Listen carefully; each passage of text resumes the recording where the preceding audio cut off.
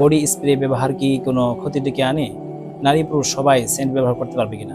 শরীয়ত কি বলে? ঘামের দুর্গন্ধ দূর করার জন্য বডি স্প্রে ব্যবহার করা যাবে কিনা? এতে কি কোনো ক্ষতি হবে?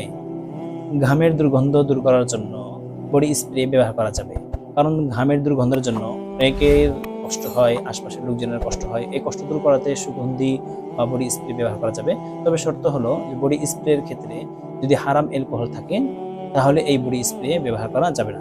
তবে যদি হালাল অ্যালকোহল দ্বারা তৈরি করা হয় তাহলে হালাল অ্যালকোহলযুক্ত বডি স্প্রে ব্যবহার করা যাবে। আর এতে কোনো ক্ষতি নেই, বরং এটা আরো ফায়দা। অন্যজনের কষ্ট দূর করা হলো। রাসূল সাল্লাল্লাহু আলাইহি ওয়াসাল্লাম তিনি সুগন্ধি পছন্দ করতেন। তো অতএব সুন্নতের নিয়তে বডি স্প্রেও ব্যবহার করা যেতে পারে।